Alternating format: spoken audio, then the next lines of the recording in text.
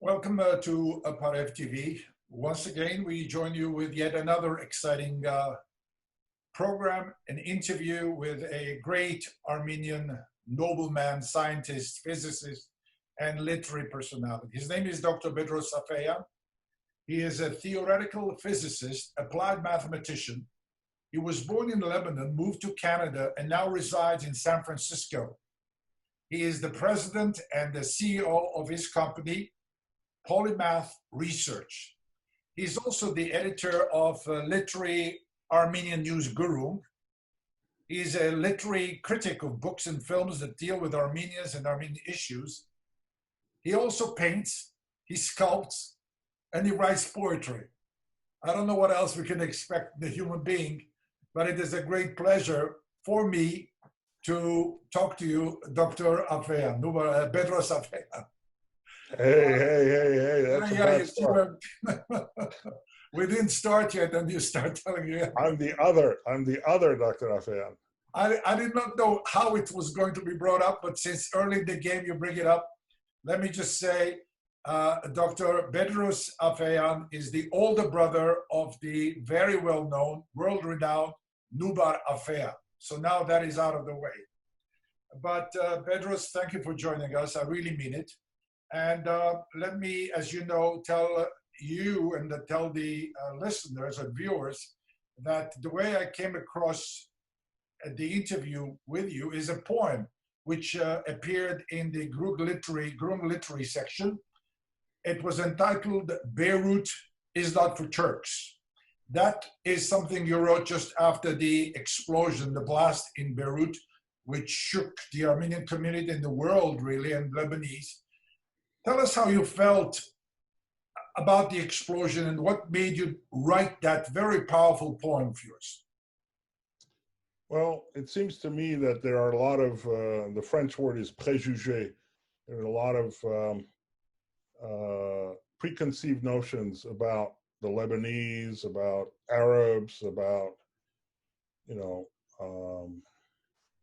Middle East, which is fueled by lack of knowledge and lack of appreciation of differences in between cultures.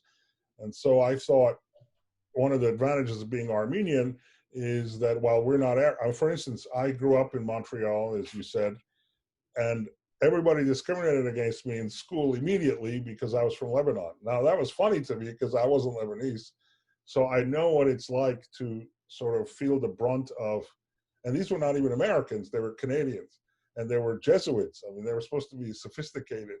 And yet they watch TV and they learn to hate or disrespect because of the common culture. So knowing that the common culture denigrates Arabs, I thought that this enormous tragedy, it's the largest explosion since Hiroshima and Nagasaki.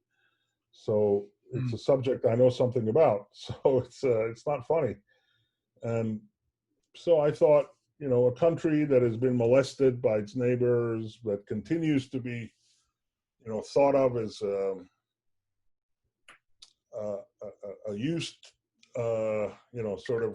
waste paper that can be treated any way anybody feels, is something worth pointing out for the dignity of man. So it's just a little attempt at, howling at the wind, I guess. It was really a very impressive poem, but what really what made me run to the phone and contact you or email you was the line about the British and the French. I'll be very, very honest with you. That was very, very interesting, that harsh words. And if you want to recite them, I'll let you. If you want me to recite it, I have it with me. Yeah. Well, maybe if you want to hear the music of it, because one of the things about poetry is that, it's not just about words, it's not just about the images, it's not just about the sounds, but some sort of magical combination of those things, which, if broken, changes it. It's brittle. It's not, it doesn't, there. So I have a folder called Right Brain Activities, in which there's something called BBA Poetry, in which there's something called On Political Themes, and I think I sent you some of those poems. And of course, the top of those is or should be, this poem. So I should also say it's not the only poem I've written about Lebanon. Absolutely. So there's two more that I gave you called 18 Confessions with Prayer Beads, and then Without the Bombs of Beirut, which is based on hearing a piece of music written by an Armenian woman, I think her name is Mari Boyajian, called Bombs of Beirut, which is a musical composition which sits on top of a tape recorder being put on the balcony, recording the bombs going off during the war by her uncle, which the Kronos Quartet played, which is a gargantuan, it's a beautiful, beautiful piece. And so, on the day I saw that musical piece, I wrote that poem. So Without the Bombs of Beirut is an interesting harbinger of this, which I can think of as the sister poem, which is about an actual bombing of Beirut, which happened again, right? So there's that. So there's a lot of connections. So this thing is called Beirut is Not for Turks. You have written so many poems, and you are very much respected. Your writing is very much respected. I'm just discovering you, and I don't know where you were hiding, because I'm pretty close to the Armenian community. In fact, today I discovered that you had reviewed Lauren Sherinian's play some time ago. You know her. And obviously, at one point, you had indicated that your parents or your mom's side is from Urfa. Every Armenian wants to know, where is Bedros Afeyan's parents from? Adapazar. We consider ourselves Adapazar and Boris, and then from my mother's side, Urfa. And you use the three words describing your mom, and there are three powerful words that begin with the letter S, and they are: she sacrificed, she has suffered, and she has shared her courage and love incessantly. No matter where you go in the world, whether it's Lebanon or Canada or San Francisco, there are moments where we slow down and we take time out and we think of the generation that had given us so much to be where we are. What memories does it bring when we speak about mom or dad or grandpa? Well, I mean, a lot. There was another significant member of our family whom I think I was inspired by the most, which is my great aunt, which is to say my grandfather's sister.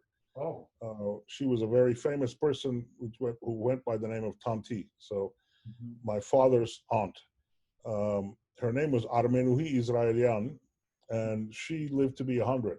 So this is what I always feel sorry for the Turks, is if we keep on living to be 100, that's a bum deal for them.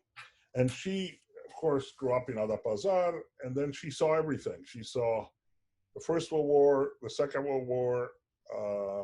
She was in Eastern Europe.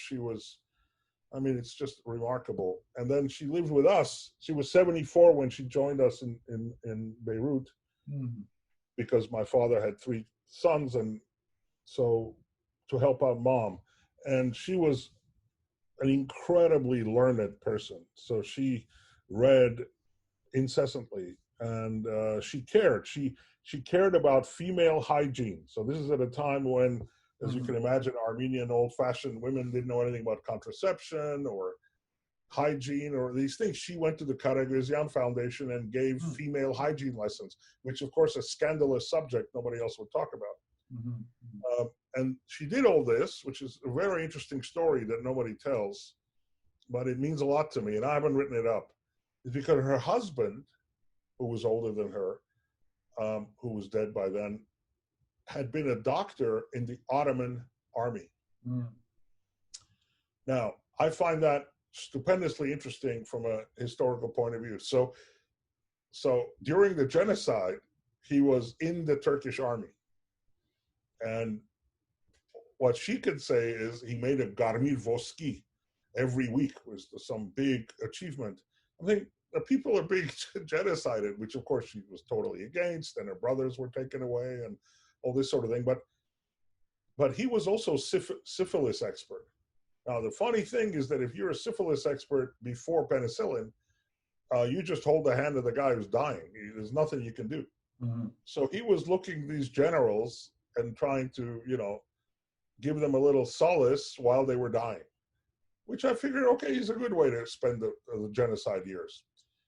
That was a joke. So this guy, after the war, went to Greece and helped out all the Greek Armenian orphans by taking care of their eyes. All their eyes were, I think the technical term is effed up. So he really, and she became a nurse. I mean, she was a rich family's only daughter, and so on. And she became a nurse who helped out thousands upon thousands of kids in Greece, Armenian kids, in the Fix area, as it's called, where they're like the Burj Hamud of Greece, Athens, to get better. So their eyes were taken care of. They would have all been blinded. Mm-hmm. And so even my brother, my middle brother, the one we haven't mentioned, the only one whose son is a PhD. So there's a PhD in all three of us now. So and who has a grandson. So that brother's wife, her parents were treated by Tanti, by Grandmama, in Athens when they were there before they went to Argentina. So she was the rock who explained to us about her brother, what I used to call the real Bedros Afeyan. I think I'm taking over that role now, but when I was a kid, I used to think of him as the real Bedros Afeyan, my grandfather, who had gone to the genocide and who had come back and gone again and was part of the German army and saved himself that way by helping build the Berlin-Baghdad line. So Tanti lived with us, and she told us about the Armenian history because my dad grew up in Bulgaria, and therefore he didn't know much about being Armenian. He went to Jesuit school and French school and this and that, and then there was war. So that kid, my dad couldn't grow up being a real full-fledged Armenian, but Grandmama did. And Grandmama had gone to an American school, which she was very proud of, a Protestant school. And so she loved reading Longfellow, as she used to call him. So she read Longfellow poems and things like this, which she remembered, verbatim. And Tennyson, Alfred Lord Tennyson. I mean, it was unbelievable. It is unbelievable. So she's really the rock for me in terms of an intellectual life, which she wanted me to be a doctor. And I always say, well, technically I am a doctor. So I would say that's the important thing. My mother was an artist, was a pianist, and my dad was forced to be a businessman, even though he wanted to be an engineer.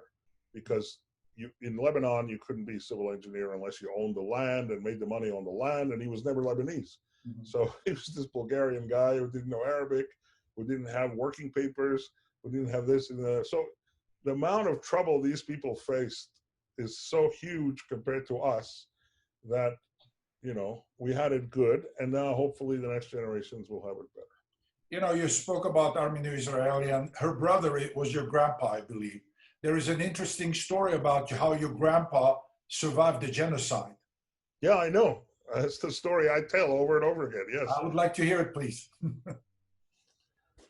All right. So the way Nubar tells the story is not the truth. So the truth, and of course, who knows what the truth is? Yeah. But let's just say that he got good jadeh. So he has a way of streamlining it, for his maybe his handlers do it. I don't know what the deal is, but it's not what we learned. Yeah. The real story is that he was probably, they had guns in their house, and one of their Turkish employees, they were very, very big people. They had the Deutsche Armenische Bank, first of all. So they had a bank. They were very famous egg merchants, and they sold eggs to the German government. And so trainloads of Afeyan brothers' eggs went to Germany from Adapazar. So they had hen farms, I guess. But they were bankers. And because my grandfather dealt with Germany, he had become fluent in German. So what really saved his life, I'm going to tell you a number of things that saved his life. One of the things that saved his life is that he was a fluent German speaker, like I speak English, for instance. So even though he was in Adapazar, he spoke German like a German. Now, but he didn't know that's going to help with anything, just something he did. So when they took him to the desert to be killed, they came by this. They escaped. They gave money and escaped, and were hiding. And they came upon a German barrack, which was building this Berlin-Baghdad line. So he goes up to the colonel, and remember, he's a banker, right? And the guy says, "Do you know anything about accounting?" Mm-hmm. And so my grandfather says, "Yeah, a little bit, here and there." So the guy says, "Well, look at these books, because I think the Greeks and the Turks are stealing." Mm-hmm. So he looks at the bank books. Yeah, all the butter, all the eggs, it's all being stolen. None of the numbers add up. So he tells them, "Well, there's these discrepancies, whatever. That's it. You're going to be my lieutenant," because he's speaking German, right? And so he becomes that guy's lieutenant, and little by little kicks out these Turks and Greeks who are stealing. And this is the famous part of the story, and this train is also taking Armenian genocide victims to be killed. So they have these train accidentally stop nearby once in a while. They take out people, hide them, and then give them these jobs. So many, many people were saved through this process, which of course had to be done sotto voce, right? You couldn't just openly do this stuff. It would be disaster. So one of his favorite stories is that the colonel, so he was the translator for the colonel. So whenever the Turks came to complain, they had to talk to my grandfather so that he would translate to the colonel. So one of the habits that the Germans had was that they gave their chien loup, their German shepherds, Turkish names. So when they were watching movies at night, these dogs would start howling, "Oh!" and they say, "Raus, Mohammed, Ahmed, let it, shut up, schnell," this and that. So the Turks were being offended by this. How can you take the prophet's name in vain and kick the dog and give it a Muslim name? So they went to complain to the colonel. And so they talked to my grandfather and said, "Please explain to the colonel that this is offensive to us." And so my grandfather explains it to the colonel. And this is my grandmother telling us the story. So, and the colonel turns and says, "Bedros, Peter, I'm very surprised. They're the ones who are complaining. I thought the dogs would be complaining." So now my grandfather's in a position of having to keep his straight face and say this to the Turks. Well, the problem really is that the dogs haven't come to complain. Anyway, so that's the kind of guy he was. So then he came back, then they in Boris, and then they arrested him again, and he was taken back. And he did this 3 times. And the 3rd time, they settled in Boris. And the reason the family was not slaughtered is because they had, a home in Boris and a home in Adapazar. So when the thing started, they went to Boris, where people were not taken away because they were pretending nothing's going on. So they couldn't do it in front of the eyes of the, other embassies. And now to tell you the real story. And my grandfather was good friends with the Persian ambassador. Just personal friendship. At one of these big parties at some embassy, that struck up a friendship. Now, my family in the 14th century comes from Persia, so they had that in common.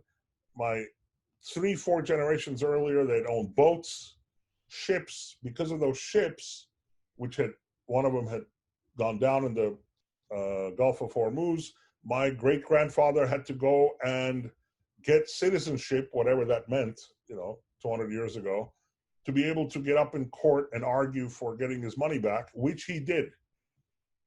And so there were those connections. So they talked about that, blah, blah, blah. Okay.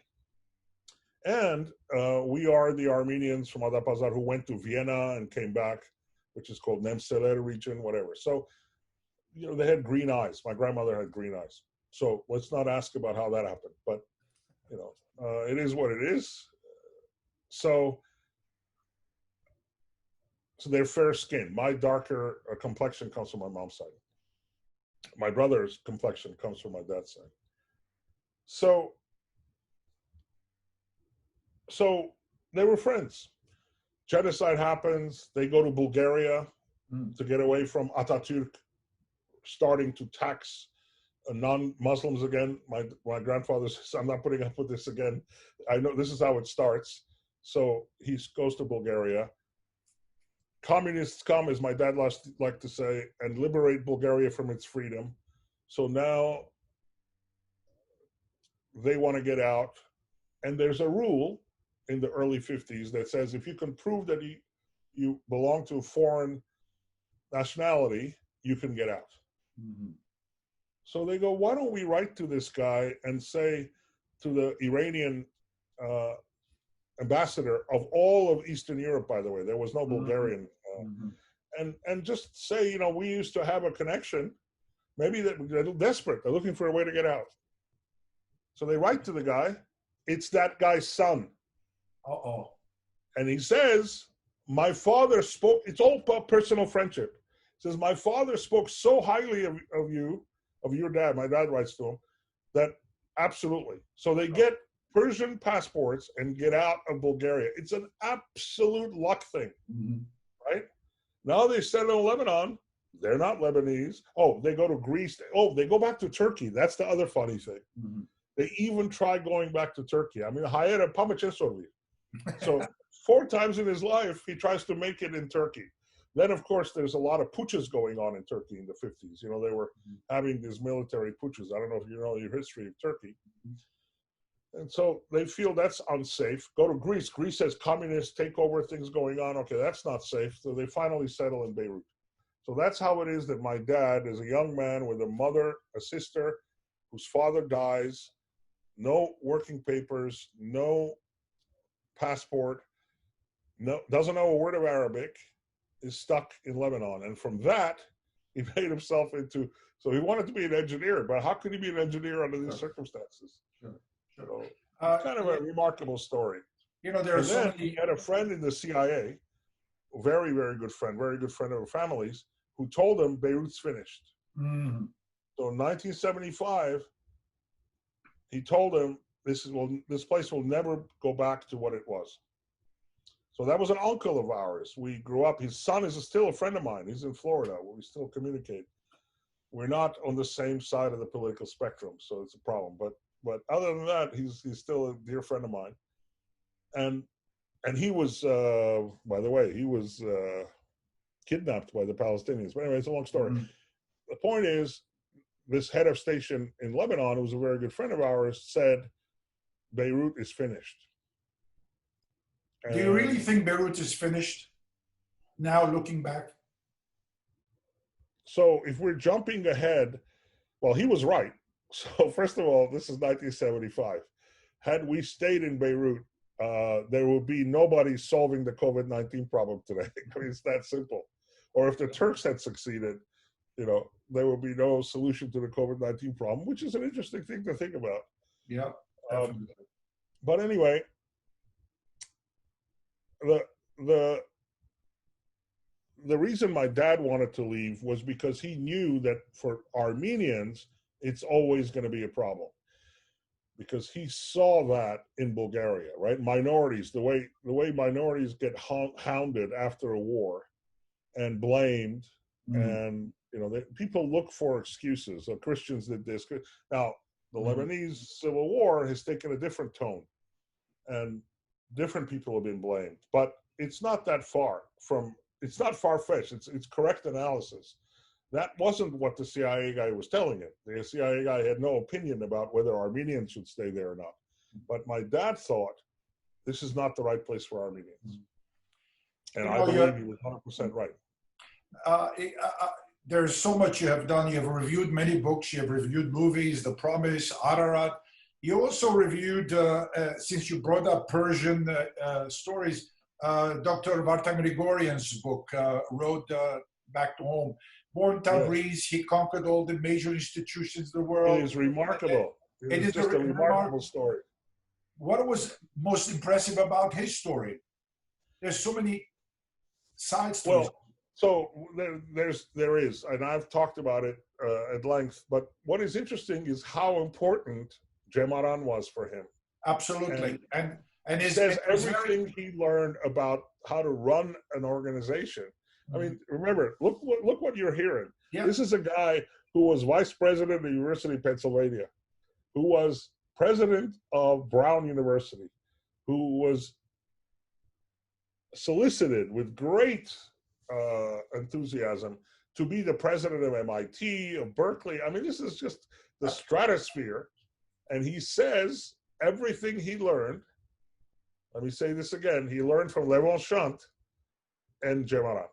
You know, I don't want to correct you. I'm sure you're right, but I think he learned everything from Vratzian. He was the eyes. Vratzian. Yeah. Okay. So anyway, whoever was in charge of Gemaran. Vratzian. It's before my time.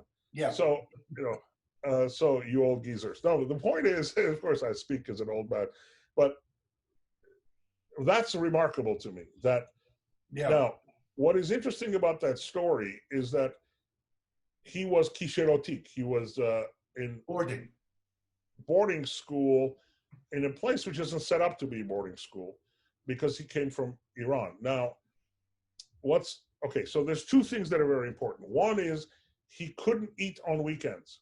So the food is only served to the students during the week. So on weekends, he would have one sandwich and he would have to live with that one. And he never complained. This is what I love about this guy.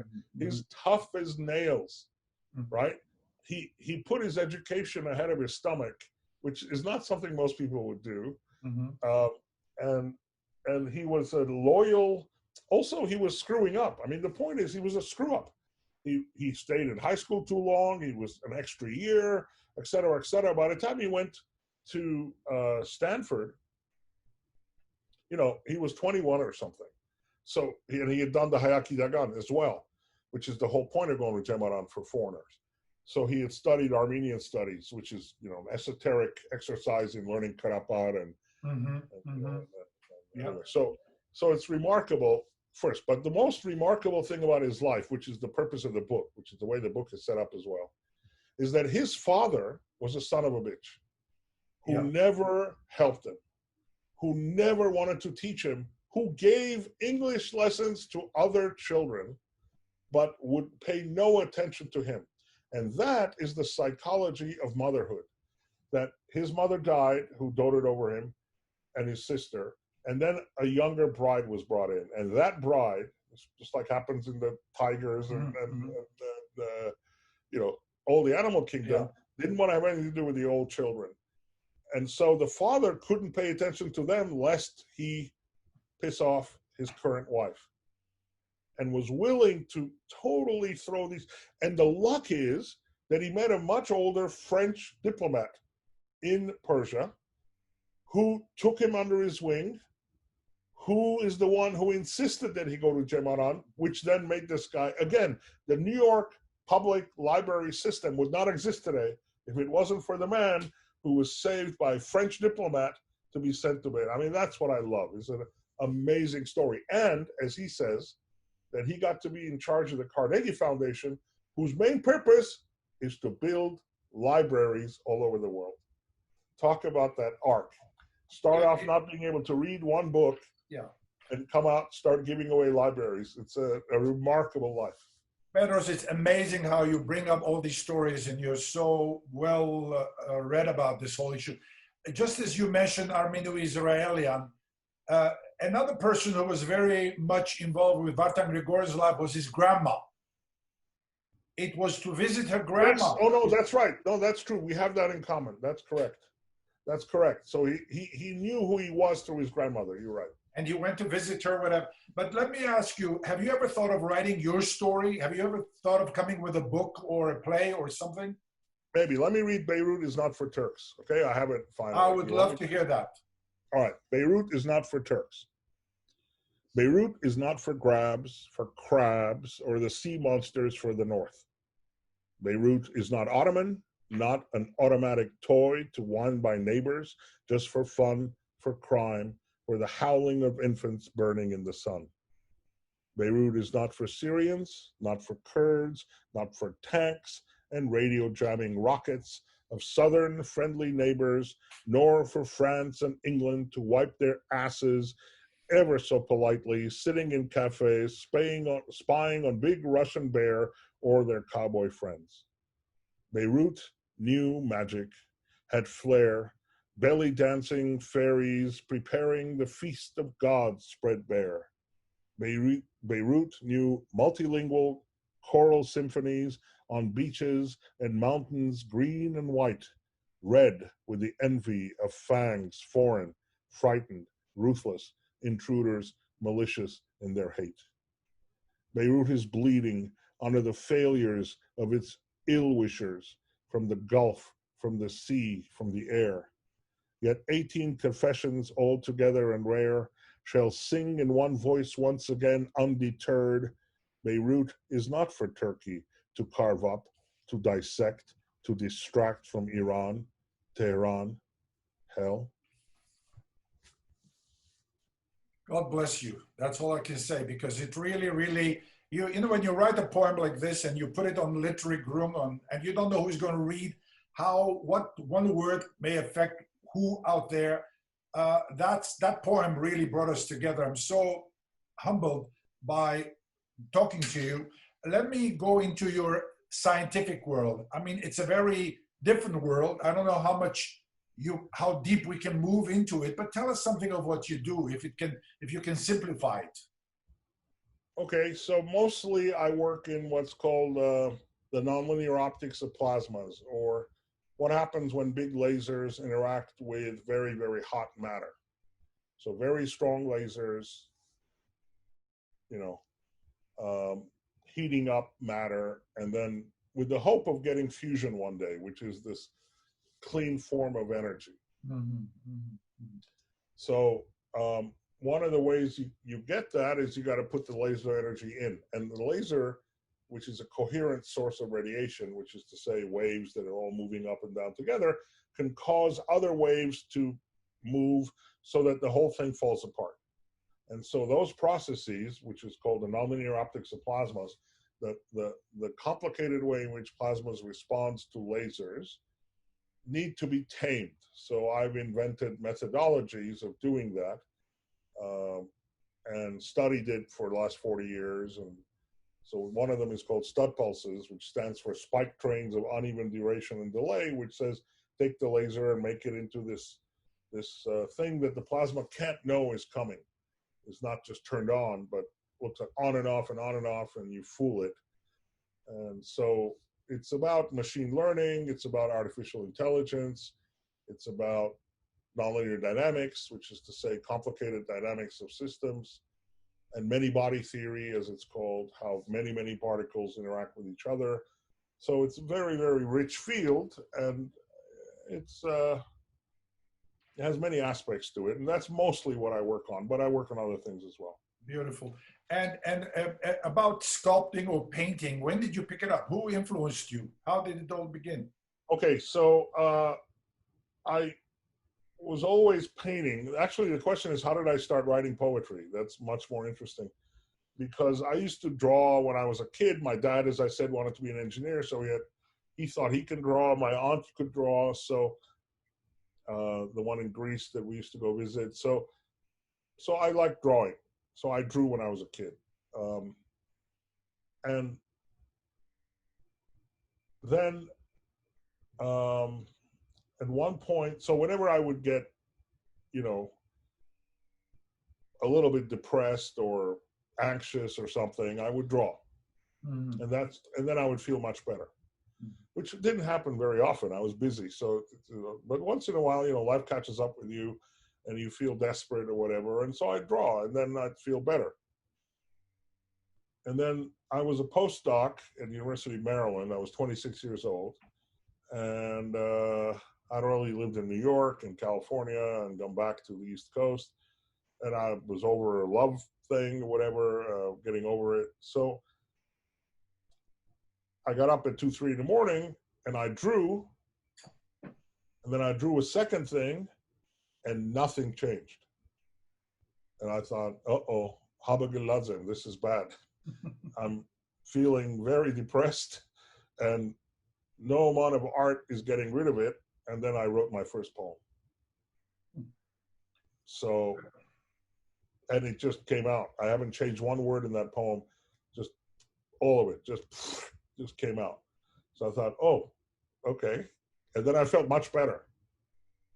So that's the thing, is that this stuff happens in your subconscious. Now, since then, you know, I have all these rituals. I really used to like writing at Symphony Hall. So many of my poems are written at San Francisco Symphony, and I sign it that way. So when I do that, even listening to a particular piece of music can inspire me to think. Just, you know, launching off from music for me is a very easy way to write poetry. Then I get into a little skirmish with my wife, who's sitting next to me, and she doesn't want me to make a lot of noise, and I don't care about anything but the poem. So you know, there's a time at which she stops me, and then I continue in the intermission, and there's a whole ritual to this. And I know that I can write anywhere. I write on airplanes. I write, you know, it doesn't matter where, how, and in what language. I also write in Armenian. So, you know, there's no rhyme or reason how it comes out, but it does come out on its own. It's like vomiting. It's not a voluntary thing. It's there's a certain sequence, the ability to make.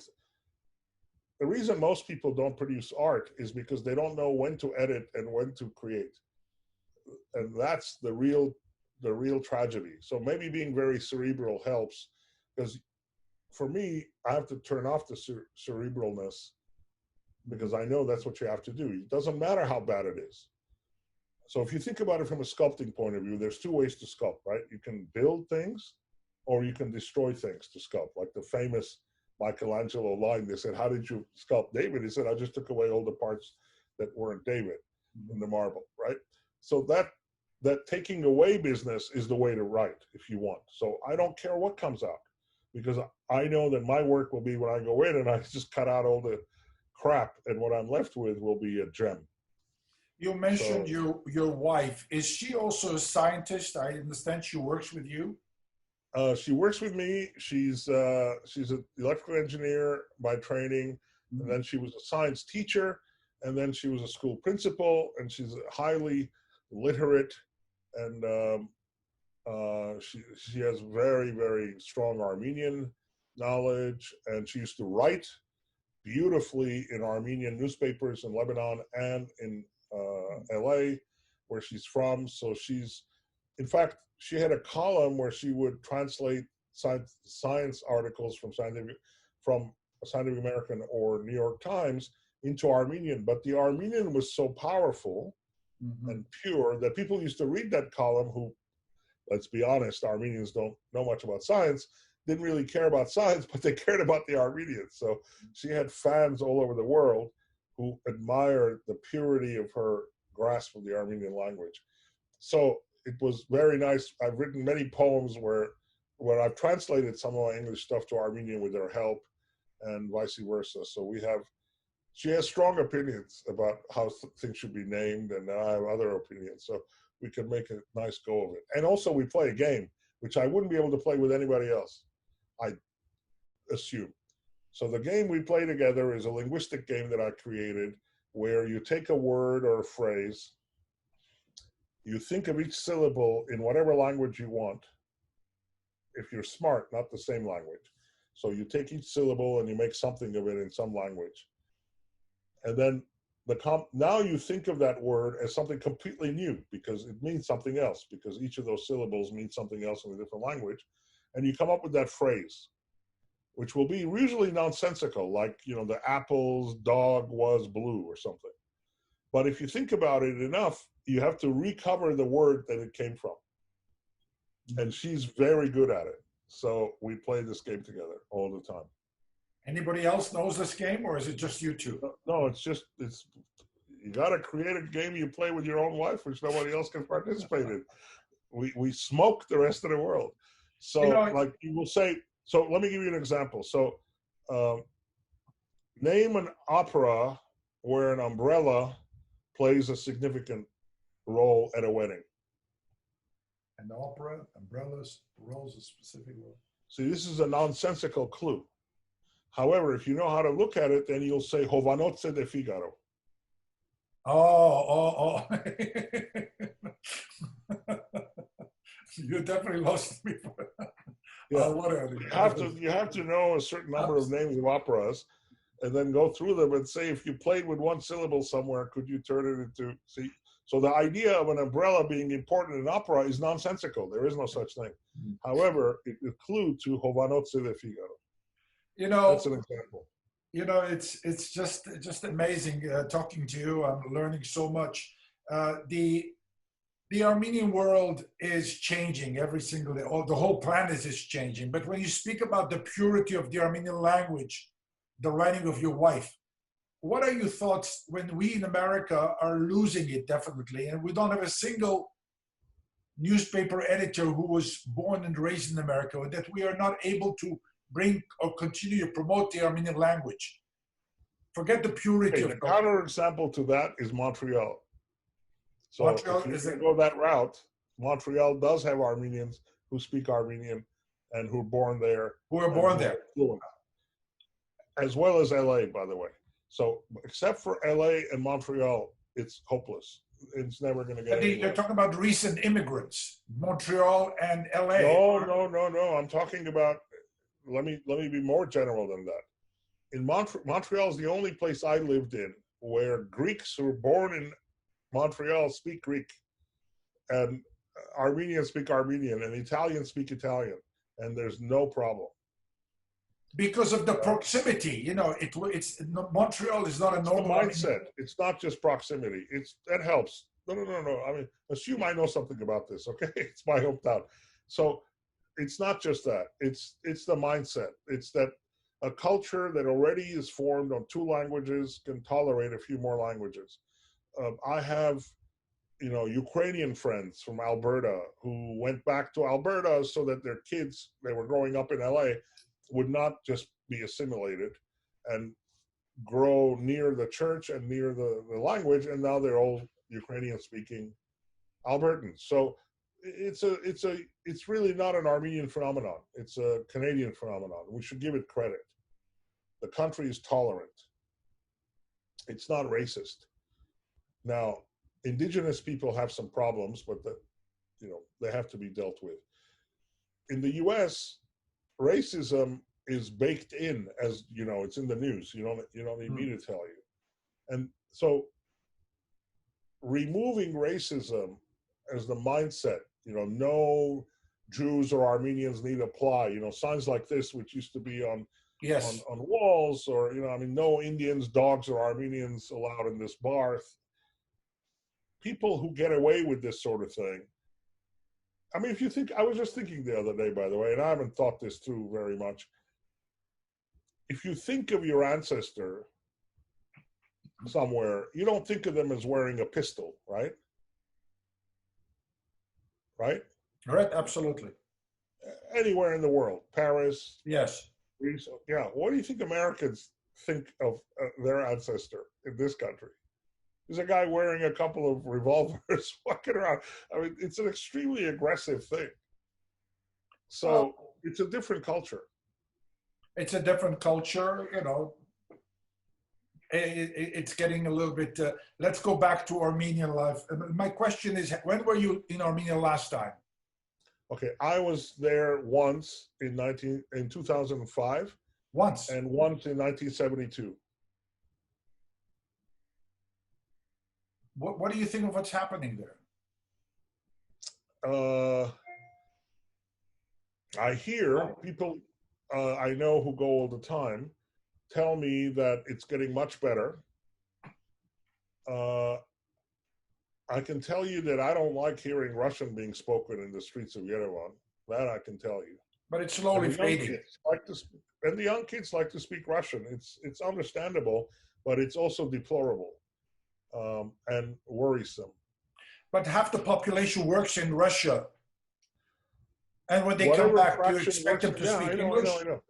I know. I'm not saying they shouldn't. I'm just saying it worries me.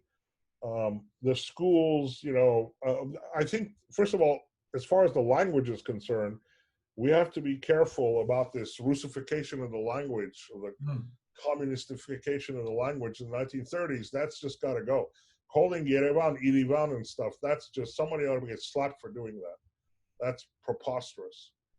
And because it serves no purpose except a very racist, negative, it's an attempt to denigrate our own culture by our own hands. It's ridiculous. So we should fight that. There's a question of Eastern and Western Armenians. So I know you're dying to ask me about Beirut Armenians going to Armenia. So let's just jump to it. That's a major question. So it's very important for Beirut Armenians or Syrian Armenians who are not doing great to consider going to Armenia and taking the beauty of our culture with them, which I think could be nourishment and a mindset, right? I mean, it took 70 years for communists to take the entrepreneur spirit, wipe it right out of Armenians, which we didn't lose in the West. So the savoir-faire that Armenians have, and the jarbigutun, and the, taking care of yourself. The word that I hate that is Soviet, that we don't have, thank God, in the West, is chustatsvets. This idea that things can be received. We don't talk about receiving anything in the West. We expect to earn things. In Soviet mindset, you expect to receive things. That's when, Father Russia gives you this, and Father Russia, and screw that is my point. That's a heroin addiction. You got to get away from that. Of course, it requires discipline, and it's easy to speak, right? When people are starving. So how to make Armenians healthy enough, intellectually, morally, and spiritually, so that they can take care of themselves like they have over the last few millennia, that's, to me, the important question. Not so much how can you provide them with a piece of bread, like the old saying is, teach them how to fish, don't give them fish. Teach them how to go fish themselves. So I think from that point of view, knowing foreign languages is very important, computer science, things like this, machine learning. The intellectual life should be richer, but also taking pride in Armenian culture and living Armenian culture. So there's a friend of mine you should interview. His name is Bedros Afeyan. He runs Groong. I know him.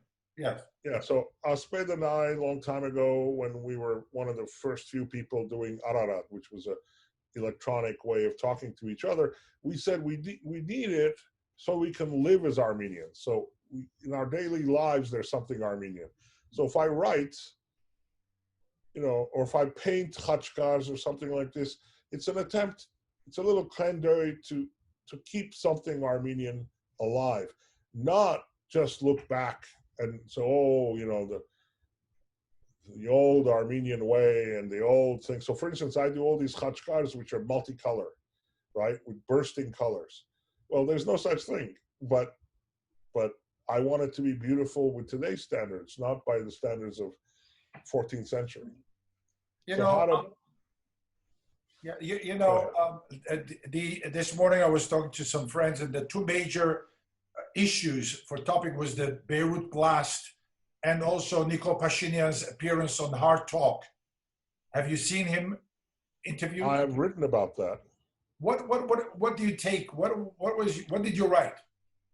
Well, what I wrote, first of all, people just were bursting out on Facebook with that's humongous disdain but that's just the Soviet style. I mean, people have to understand where Soviets come from. So let me give you another example, which you think is going to be irrelevant, but it actually is.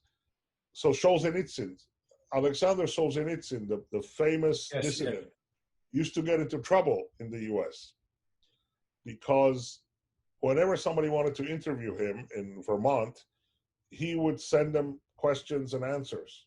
They go, what the hell is this?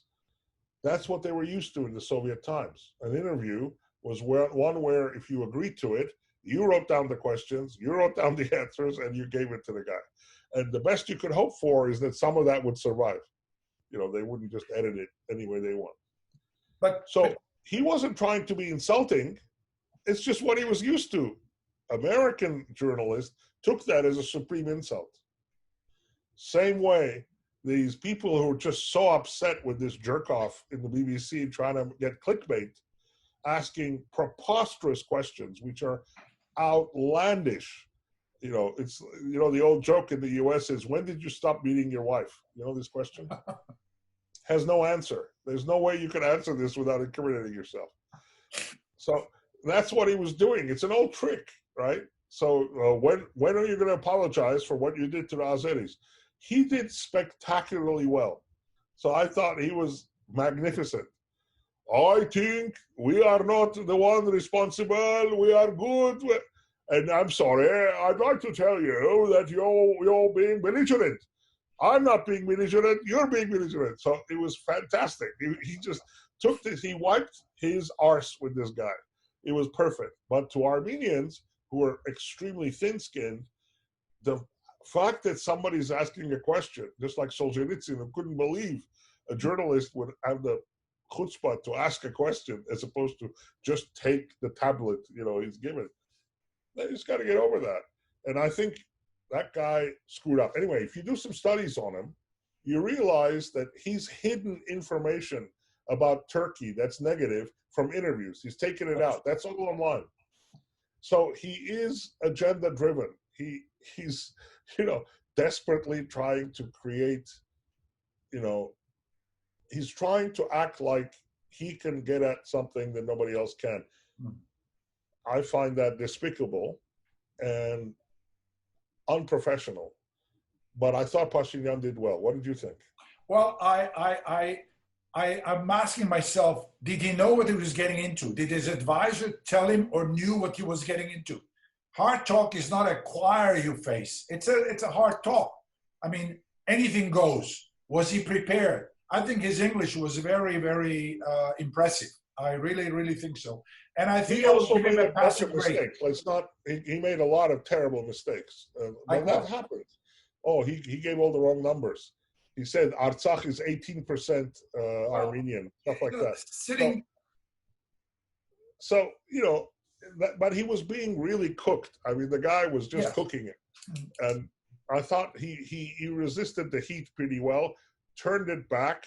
I enjoyed that huge watch he was wearing. That was very manly, I thought. He's got this huge mechanical device on his hand. He's like, listen to me. And he just in his face. It was marvelous. I wouldn't hire that guy Sukor, or whatever his name is, to do anything. Steven. Can't stand him. But he's got into trouble. Now, he also, you should go look. I looked up some stuff about him. He is interviewed, for instance, this British-Turkish author, very famous lady, who just blasts Turkey in her interview, and there's nothing he can do about it. Mm-hmm. So, that made it through. On the other hand, whenever they brought up some terrorists or something like that, they cut it out in some other interviews. So, but that's already been pointed out. So I posted that as well. So I think since you brought up that name, I think he also interviewed the opposition of Venezuelan Maduros, and it was Vanessa Neumann. If you have a chance, you will enjoy watching that hard talk with Vanessa Neumann. She really came back beautifully. Shafak, I think, is the name of this Turkish author. My wife. Oh, Shafak. Okay. Yeah, so, and she just blasts. He doesn't stop her. So I was waiting to see if whenever somebody's dumping on Turkey, which is the easiest thing to do, there's no limit of what you can say about what's wrong with Turkey, whether he would interfere and try to justify. He never did. He just let her talk. So, good. Bedros, Մայրենի լեզուն, քեղեցիկ լեզումն է։ Հայերենը սրդիտ կխոսի, սրդիտ չգիտեմ ինչ ալիքները գտողա, երբ հայերեն խոսի կարտահայտվի, անշուշտ այդ կարևոր մեկ մասն է։ Ասեմ հբարդենք քեզմով, ասեմ հբարդենք նուբարով, ասեմ հբարդենք լևոնով։ Ուզես կեզի հայկական բանաստեղծությունը գարտամ։ Ինչպես։ Հայրենով բանաստեղծություն ուզես կարտամ քեզ։ Ուրախ եմ, որ շատ թյուրավ գխոսիս կորեդես եւ գնետվիս անշուշտ կուզեմ։ Ասե գարտանը։ Ինչ է վերնակի նյութը։ Լուիս գարձեմ անունը Լուիս Խավար լեզու է, գեցի փանամ։ Լուիս Խավար լեզու։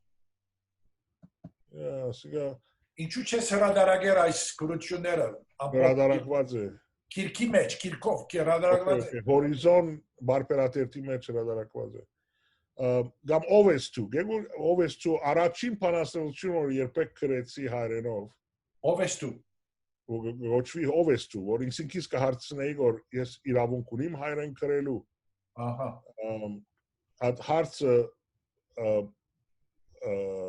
գոդասխանվի ասպանասեզությամբ, ինքը քրությունը ինքը այդ հարցին պատասխանն է, ասինքն ասկսելով որ հայոց պատմական եւ պատկերները գրնամ հերերին աշխատիլ կպատասխանեմ հարցումը որ այո պատրաստ եմ հայերեն գրելու եթե միան գտնայի բայց anyway tune քիչ մը saying what's your background Ես աղբյուրը գսկսի Մարաշը գանցնի Ալեպը գանցնի Երուսաղեմ Երուսաղեմը գանցնի Թել Ավիվ այդտեղը ծնած եմ Tel Aviv ծնած ես Եվ անշուշտ հայկական դպրոց կացած ես No չունենք այդտեղը ավելի երբայրեն է անշուշտ երեն արաբերեն անգլերեն ֆրանսերեն թուրքերեն դունը մարաշցիները խոսեին մեծ միշտ բերնդանիքի մեջ դարեց անցեր գային բայց այդեր շատ ամփոփ եւ հայերեն ավելի եկեղեցի մեջ սորված են եկեղեցին ծառայած եմ դպրություն մոմը բռնելը փուրվարանելը այդ ծովով գարկդարտը դորը այո երկեիր Ashüsh gerçekten. You know, bir senince yerken. How about you? You enjoy singing? First of all, yes. Second of all, we sang in the Armenian church. So that's the story I should tell you. So people ask whether I met my wife in Beirut or not. Yeah. And this is the story. And the answer is no. But she went to Khanamirian. Khanamirian is next to the Beirut main church, which is called anyway, the Beirut main church's name will come to me in a second. So not Giligian main church, which is Antilias, but the Beiruti Arashnor Tarana, Shuk Nishan. Well, anyway, that's where I sang, and that's where my brother sang. So now why did we sing? So this again tells you something about the cleverness of my family. So my father sent us to Armenian Protestant school because that had the best chances of getting to AUB, which was a very, very important thing. You know, if you wanted to think of the future of your children, we were destined to go to AUB, and Kalaki High School was a good way to get there.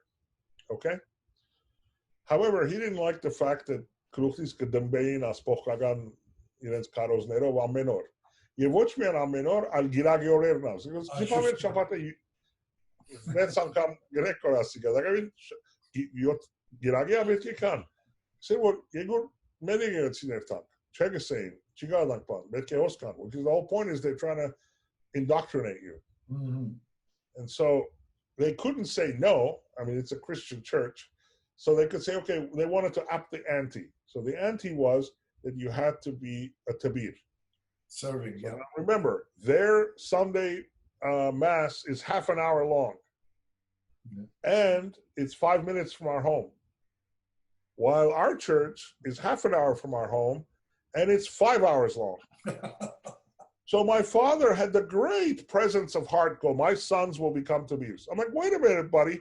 Who agreed to this deal? Now you might think, was he a religious man? Absolutely not. Remember, he's from Europe. He's a Bulgarian Armenian. He doesn't care about religion at all. But he liked his wife. And he didn't know how to have his wife. And the most important thing to have his wife was to have his 3 extremely noisy kids away. So he figured out a way to screw the school, screw the Protestants, get us to go to church, make us full Armenians because we sang in Karapar for 5 hours every bloody Sunday. And we were so gullible that we did it, and you could go, why were you so Hashim? Why did you agree to this? Because we loved Knefe B'Zibin. And we were allowed to eat Knefe B'Zibin on our way to church. And that to us was like a kingly price, 75 cents, by which we could buy Knefe B'Zibin, eat it slowly, go up the hill, sing for 5 hours, and then, and this is how I know this is what was going on, I'm not going to tell you what was going on, but you're going to figure it out for yourself. He'd come to pick us up from church, smiling ear to ear, and ask, where do you guys want to go? I'm like, what happened to this guy? What possibly did he just do over the last 5 hours? Which, as a 10-year-old, I couldn't figure out. But now I know exactly what he was doing. He had a beautiful time with his wife, quiet, coffee in bed, etc., while we sang our hearts out every Sunday for 5 years before we immigrated. Then I sang in Montreal. We all sang in Montreal. And I sang in Washington, D.C., and in San Francisco as well. So yes, I've sung all my life in the Armenian church. It's a very unique experience to serve the church. You get to know the community, and you know, you get to get close to the Armenian life. That's kind of amazing. It's played a very important role in my life. Also, the Protestant education, because maybe when you sang, you didn't know what you were singing. But because we also got the Ashkarapan version in Protestant school, we could make the connection. So I actually know what is being sung, even though I don't know Karapan, you know, a priori. You know, since we are talking in this, you are so easy to talk to, honestly, I did not think we will go this far. But you as a literary Groong editor, what do you make out of the young talents, young forces that are out there, but nobody hears about them? What do you see as interesting? Well, we're open to I just think people should take themselves seriously. The only thing I would say is, in physics or in all these things, or take my brother, for instance, he's not trying to be the best Armenian biophysicist, right, or biotechnologist. Mm-hmm. He's trying to be the best biotechnologist, period. Mm-hmm. In the same way, I'm not trying to be the best Armenian physicist or best Armenian poet. I'm going to be the best bloody poet I can be. Mm-hmm. And that attitude, as long as Armenians have that attitude, we're going to do just fine. But sometimes the ghettoistic tendencies are to compare ourselves to each other and try to outdo each other instead of trying to go for excellence, period, which is a lot more work. So that's what I would say. If you don't, you know, take yourself seriously. You know, try to beat the best poetry in the world, the best comedy in the world. Don't have Armenian jokes. Have the best jokes in the world you can possibly come up with. And then you'll do well. I think that's what I would say. So Armenians who've done that, that's how they've excelled. And, you know, that's all we got is our wits. Let me read to you this poem. This is a modern poem. It's written in 1988, 87, published in 1988, okay? So that dates me. It's a long, long time ago. And it's called Ovestu. Who are you? Screen it can be kids for Avili Erevnas. Himaya, bravo. Ovestu. Ser Siro Sirdi Surputun. Sem Sagav Sohun Sarsap. Sun Sur Sarat Sastig. Sev Suk Sovad Serunt. Ser Siro Sirdi Surputun. Garzratsats Gerev. Ընթվզած, ընկճված, հալածված հայուհի, հուսահատ հայ, հող, հունձ, հոր, չվան ու չուր, ամայի անաբադ։ Օրը օրվար օրին, հասած, հաստծած, դեղը, դողը, դեղին, գարչած, հենած, երկ երկոց, ձաղիկ, փուրմունք, համր արդասանողին, ոտնագող մենաբարողին, մեր շաղախը շաղե մեգի, իսկ եթե ոչ կսպասես ինչի, իսկ եթե այո, չսես ինձի, հաստատ, հիմար, հերու հավատք, սերը սիրո, սրդի սրտության։ Հարկանք, խոնարենք ծեր այս պանաս դեղծության արջև, կիրեք, քանի որ խոսինք որ և ծեր դեսագետը հարկանքով գնտունինք թուրք հայ թուրք հարաբերության մասին ինչ կդաս, ինչ պետք է ելա, ինչպես կրնանք, ինչ կեցված, ինչ լուծում գա այս հարցին։ Առաջին անգամ լալով թուրքերը միշտ հասկացած են, որ land is obtained through military means. It's not done by talking. And Armenians have to understand that. There is no negotiated way in which land is going to be recovered. The same thing is true with Israel and the Arabs. You know, Israel isn't going to give up anything. And you have to earn that land. I'm not a militarist. I'm not saying we should go out and do war. I'm just saying we have to be realistic. Nobody's giving you land. You're not going to talk your way into getting land. So when the terrorists were doing what they were doing, they were making it very difficult for Turks to just continue their bullshit. So we have to find ways to not let them continue on their path of bullshit. So when you take guys like Taner Akçam, etc., Shafak, other Turks who will speak like rational, conscientious, modern human beings, then we have to embrace them, and we have to promote them, and we have to work with them. So the example to remember is from the history of Israel. So Chaim Weizmann was a chemist during the First World War, and he helped the British Admiralty figure out how to deal with chemical warfare. And it was because of him that they didn't lose the First World War. So after the war, they went to him and they said, "What do you want?" "Whatever you want." He said, "I want Israel." That's what it takes. You have to put something up. You have to give something that is irreplaceable to be able to ask the international community to take you seriously. Bloviating isn't going to do it. Talking about rights and sev, tashnakir, and whatever isn't going to do a bloody thing. So helping the opposition within Turkey to find a way to topple this dictatorial regime is the number one role. Now, let's also look at what role did Russia play historically? Russia is the number one reason Armenians have never done anything. Russia is not the reason why we survived.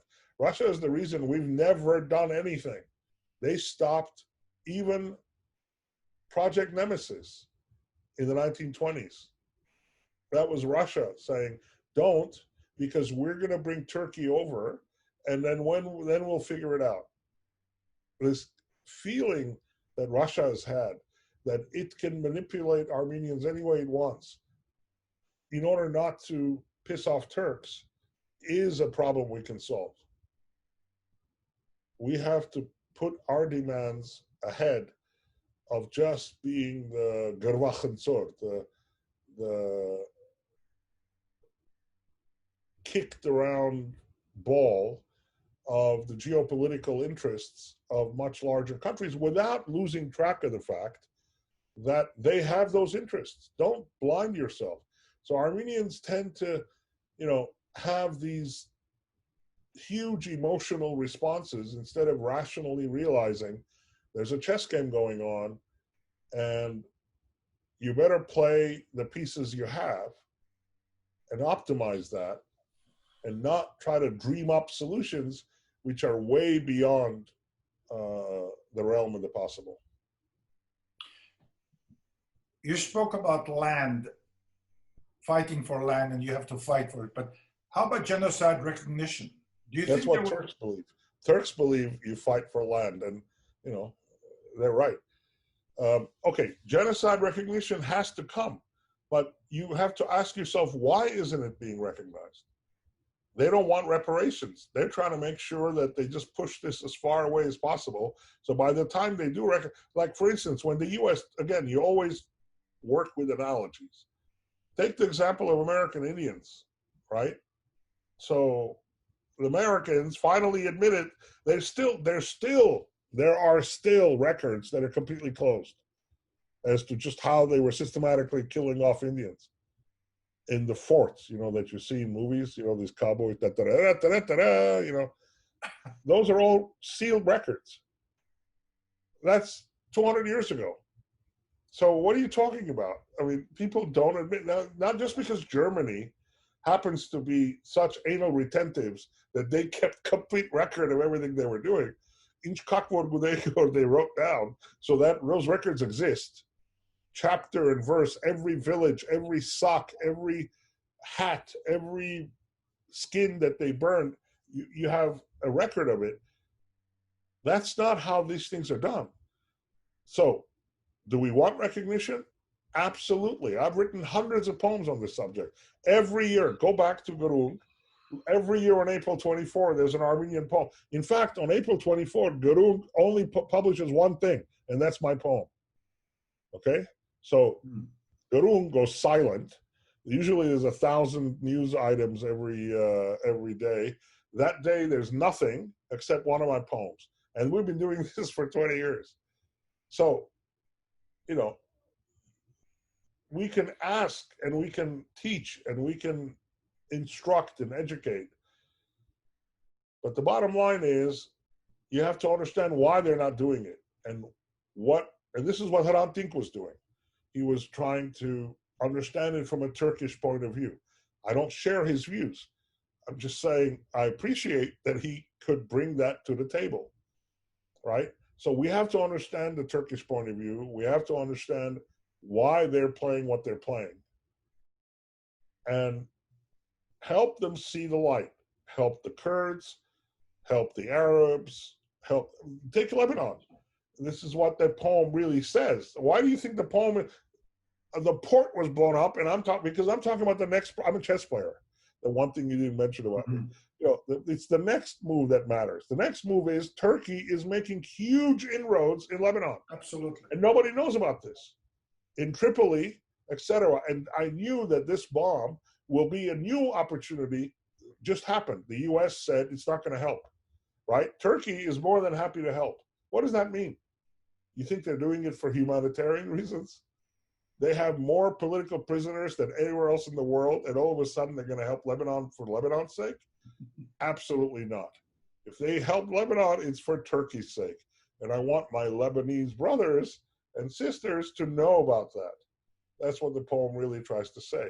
And doesn't deny the fact that they also have to deal with Iran, which in fact is what's really going on.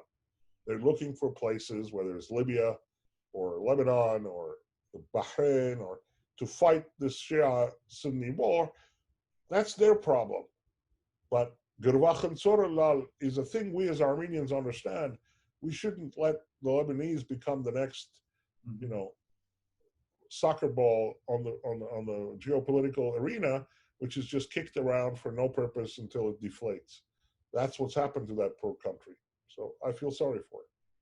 You know, we are working very hard in Washington, D.C. You have heard of ANCA. You have heard of the Armenian Assembly. How do you evaluate? What is your take of what we are able to do there? Well, I like the ANCA. I contribute to them. The assembly has been woefully ineffective. And in fact, interestingly enough, if you look at the resolutions that happened last year, it's remarkable that the U.S. Senate and the House unanimously, or almost unanimously, accepted the Armenian genocide, and it has nothing to do with Armenians. It's just a way to slap Turkey on the hand. So just the other day, Netanyahu gave a speech, which was, I saw it on Facebook in Hebrew, but you know, I know enough Hebrew to be able to, you know, Armeni, you know, he says, don't teach us anything, Mr. Erdogan. Why don't you deal with the Kurds and the Armenians? I'm like, what you did to the Armenians. I'm like, wait a second, your Knesset doesn't recognize what he did to the Armenians. So therefore, when it's convenient, all of a sudden we're their friends. When it's not convenient, they just... So the hypocrisy of the world political order has to be taken into account. And yet, we were able to pass this through Congress. Nobody can say alleged genocide anymore, right? So these are huge steps, but it has nothing to do with us. There's bigger fish to fry. And ANCA did the work to wake people up to the need for this, but they were completely powerless.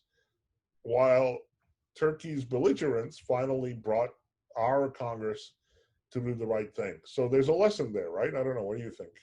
Absolutely. No, no, whatever you're saying is absolutely right. I would like to just hear your point of view. And I think both ANCA and Assembly need more help. They need to be reorganized. They need to be maybe coming up with a unified front. They need money. They need manpower. They need much more to fight what they are working on. Bedros, if you were to talk to young people listening to you, young college students, people we are really looking for to hold on to for the future generation, what would you tell them? Well, what I already did. I mean, you could say, don't try to be an incrementalist. So if you want to understand my brother, or, for instance, or my grandfather or my father, right? They were not incrementalists. The incrementalism doesn't get you anywhere. Have a bug up your ass, be very, very driven to the point of, so one rule I followed, so you could say, you were saying it's amazing that you paint, you sculpt, I directed plays, etc. Okay, so how did I do it, right? At some bifurcation point in my life, when did I say I'm going to now direct a play? Well, the point is I don't give up on anything. So I don't say I'll direct a play or I'll do physics. I'll say, okay, I'll do both, which means more work. So embrace work. So one of my rules of life is, whenever you face at an intersection a choice that's easy and a choice that's hard, just do the hard thing. Always do the hard thing. And that's what's gotten me what I have. Is never, ever, I'm always suspicious of taking the easy way, right? So for easy way, I would have become a singer. Easy way, I would have become a businessman. Easy way, I would have become whatever. But I decided I'm going to do theoretical physics, okay? That's not going to be easy. There's no way to bullshit in theoretical physics. This is what happened. So you didn't ask me how I became a physicist. So, see, I'm teaching you how to do your own job. So what happened is I'm 10 years old and we're in Beirut and we're on our balcony. From that balcony, we would have seen, by the way, this explosion at about 10 meters away from us. It would have been horrendous beyond any description. So this balcony was so high up on the 9th floor that you could see boats coming in, which would take 2 days to make it to port.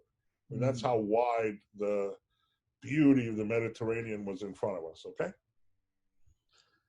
So also there was not a lot of light pollution. Of course, at the time I didn't know this word, light pollution. So we're on the balcony, I'm looking up at the sky, and I'm 10 years old or 11, and there's gargantuan, beautiful stars. It's the Milky Way. And I asked my dad, at the time I thought he was omniscient, what is that? And his attitude was like, it doesn't matter what that is, go do your homework. And I thought, it doesn't matter what that is? Are you goddamn kidding me?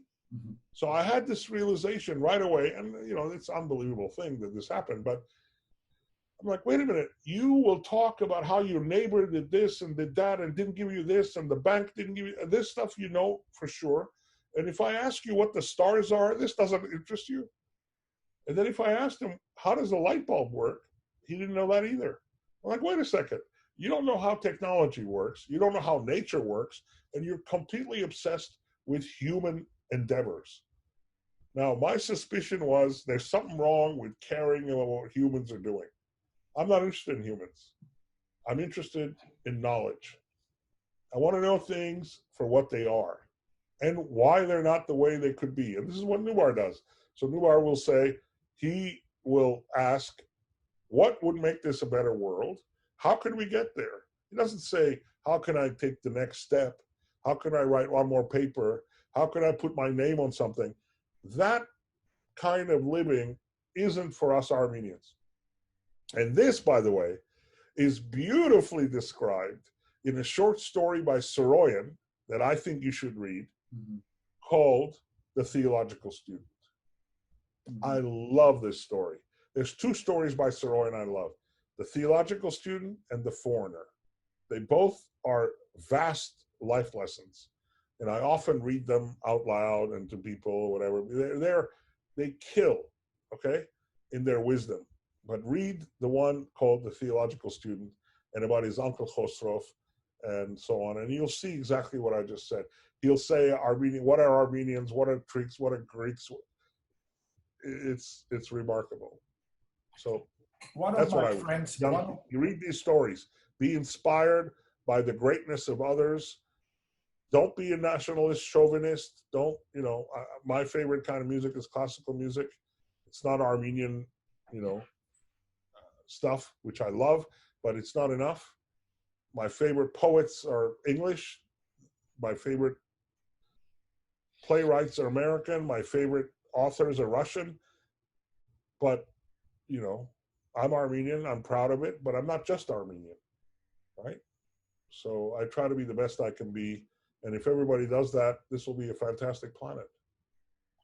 And one of my friends, when they heard that I was going to interview, asked me to ask you about why we do not have American Armenian artists besides the well-known Gorky, and what will your reaction be if, as you know, his grave is in New England somewhere, and it's very, very, it is just thrown away on the side. What is your response? So I've written many poems about Gorky. What have you not written about? Jesus Christ. Many things, but I've never written openly about sex, for instance. But I've written about Gorky. So see, I'm still the boy who went to church and sang. That's the problem. I got to get over that.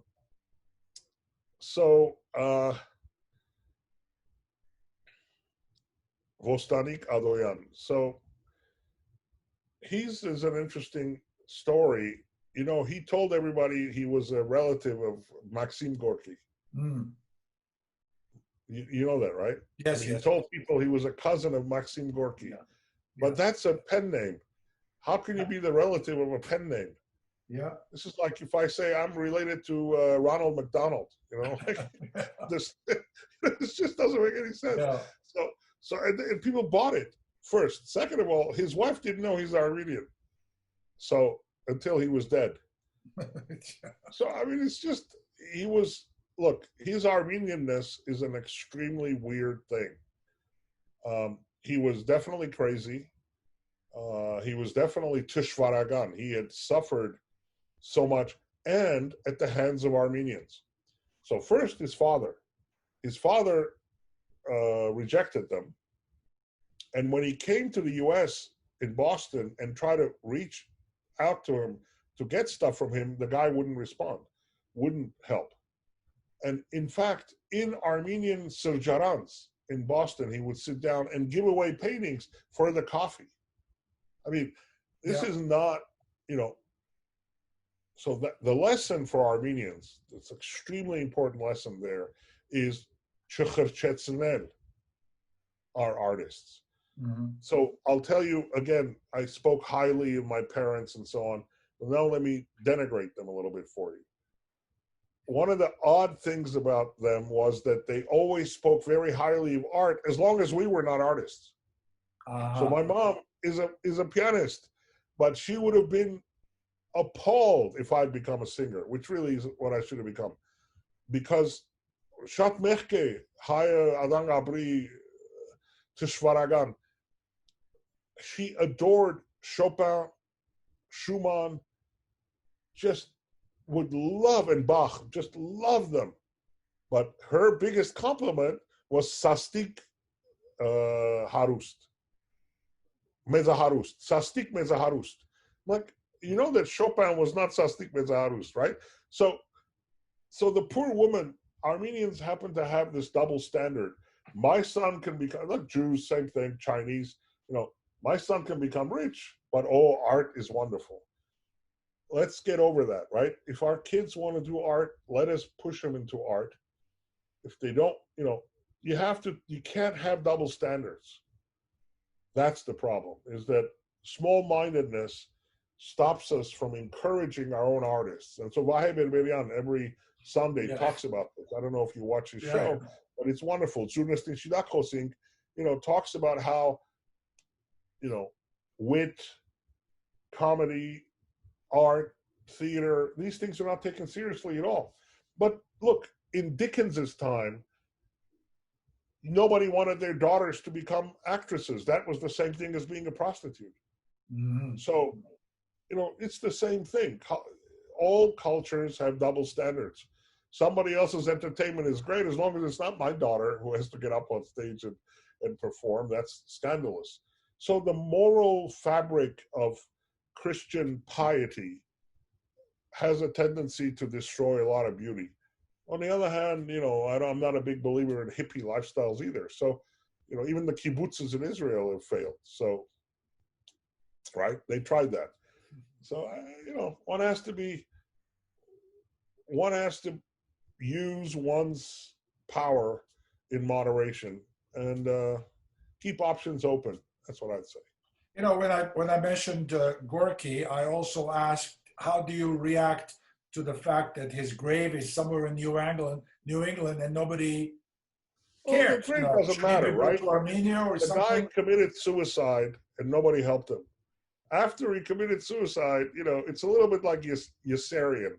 Yossarian is a character in a novel called Catch-22. One of my favorite scenes, Alan Arkin plays him in the movie.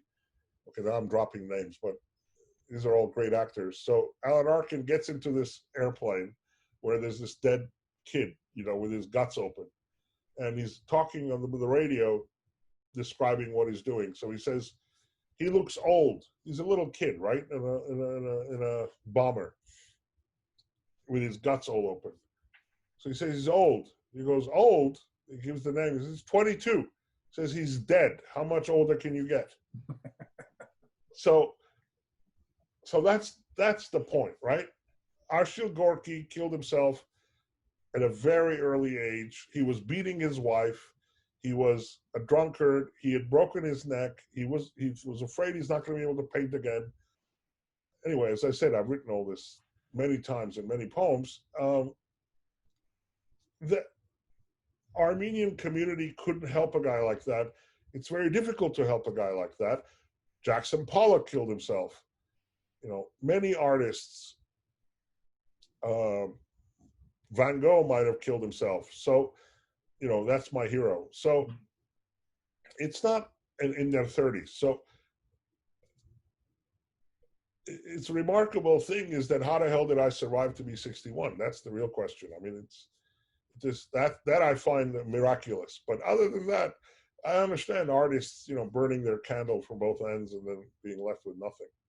So the community should encourage young people to express themselves and not to judge. We tend to, so if you study the psychology a little bit, you'll realize that they're covering up their own lack of understanding and their own lack of knowledge and their own failures by imposing on the next generation a way to not do the things they didn't bring themselves to do, which is preposterous. So instead of enabling the next generation, they try, while all kids want to do with their hormones is to break the rules. So let them break the rules. Let's embrace life. And that's something you can do in Hayastan. So there, we can land there. Only in Hayastan can Armenians build enough that it might self-sustain itself. Nowhere else. Everywhere else, it's faking it. Pagman խոսք հայերենով, Pagman, այսինքն նորեն հարցում չունիմ, Pagman խոսքը։ Okay, մեկ վարյան, եթե հարցում չունիս, ես քեզի դու նյութը փոխեցիր, ավրեցիր, ցկեցիր կորձը. So let me finish with a poem about Arshil Gorky or Gomidas, whichever one you want. Listen, you are the boss. Well, no, I mean I've written a lot about Gomidas as well. I'm sure. I love Gomidas. Beautiful. Okay? Beautiful. I just here it's called Gomidas Vartabet. All right? This is called Gomidas Vartabet. So that's another guy we could talk about at length. This is written in 2010. Bring out your souls, your labors, your prayers. Bring on your scriptures, dicta, dogma, spare. Let us rejoice at the same hour as the rooster betrays the luster, ligatures and labyrinth slather, morning bread oven harvest travest. Speak not language faith adopted, speak of music that lingers in brothels. Berlin chalkboards philosophical, harmonic, ethnic, unique, petite structures, speak of countesses and their fathers diasporic as you stand erect in a black tunic, frocked, frazzled. Guest of the Catholicos, suckle the mother sea in the handprint of the only begotten, swinging from the ends of winds, duduk, ponderous, lazy, laying in meadows and alarming forests, play the staffs and silencers, key signatures and rhythmic puzzles, solved daily by headscarved, sun-slapped women, bow-legged, fear-ridden, carrying burning cross torches for all the love-scratched, grazing incidents, a few words uttered without forethought, a bellowing lack of frenzy. Gomidas is orphan, seminarian, choir master, musicologist in training, a Berlin doctorate, apostolic pedigree, alienated priest tease his days with taunts, his nights longer edged strung in isolation. Then the exile to villages where seminarian gangs dare not follow, but weddings and sparrows, fallen birds and streams and weavers tend to their days and crises. Music is the savior promised in the book of love. Music is elixir where words tell lies, murder their mothers and go blind. Music flies when cranes take wing and report villages burning in the horizon, burning tremor in their eyes. Faith and sorrow, genocidal marches, heavy grave mounds in the desert sun, and he spoke no more Armenian, reverting to animal tongue till the day he died. No more music, no more passion for the rising walls of wisdom once crushed and rubbed on a sanatorium floor. No more music, no choirs, echoed steeples, stone walls jutting to meet the sky in glory. Ethnomusicologist lies silent to explore when culture sinks, to glorify an executioner's kill list songs.